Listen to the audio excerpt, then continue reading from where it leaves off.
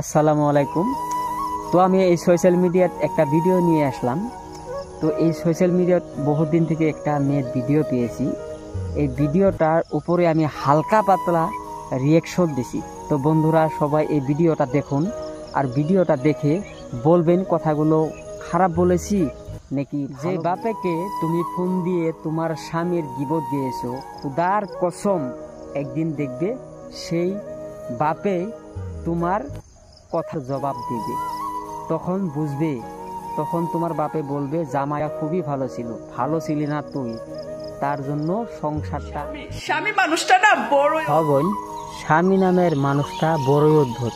কারণ বেলেগের বোঝা সারা জীবন এই স্বামী নামের মানুষটাই চলায় নিয়ে যায়। ভালো রাখতে গিয়ে একটা নারী যে কত কিছু সহ্য করতে হয়, এটা একমাত্র একটা নারী। এই স্বামীকে ভালো রাখার জন্য তোমার বহুত কথা সহ্য করতে হয়, একদম কথা কারেন্ট। তার স্বামীকে ভালোবাসলে মনটা আমি একটা কথা বলতে চাই, তোমার স্বামীরে যেমন ধরো অফিস থেকে আসুক, কোনো কাজ থেকে আসুক, বা রিক্সা চালিয়ে আসুক, বা ড্রাইভিং করে আসুক, তুমি তোমার স্বামীরে একটু সম্মান করে ডেকে নিয়ে এক গ্লাস জল হাতে, কথাগুলো শুনবে, মন দিয়ে শুনবে, আর স্বামীর কথাগুলো মেনে চলবে।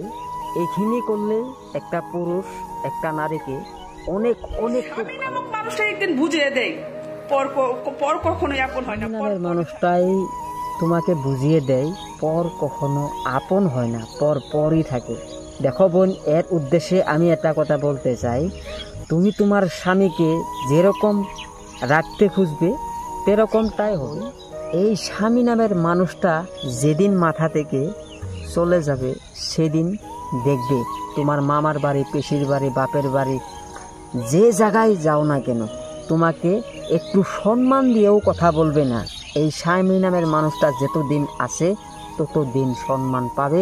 যেদিন থেকে তোমার এই মাথার থেকে স্বামী নামের মানুষটা চলে যাবে সেদিন থেকে তুমি বুঝবে যে স্বামী নামের মানুষটা কি ছিল, আর স্বামী থাকার জন্য কি সম্মান পেয়েছো, স্বামী যাওয়ার পরে তুমি কি হয়ে গেছো। হয়তো 2-4 মাস হয়তো সুখী রাখবে।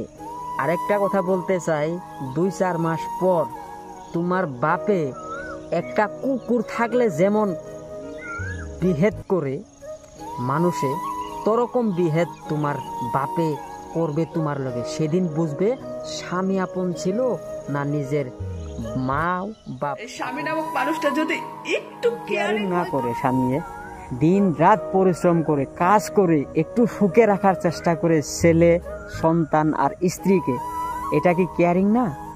তাহলে কি করে তোমার স্বামী? তোমাকে সুখে রাখার জন্য নিজে গোলাম হয়ে চলে।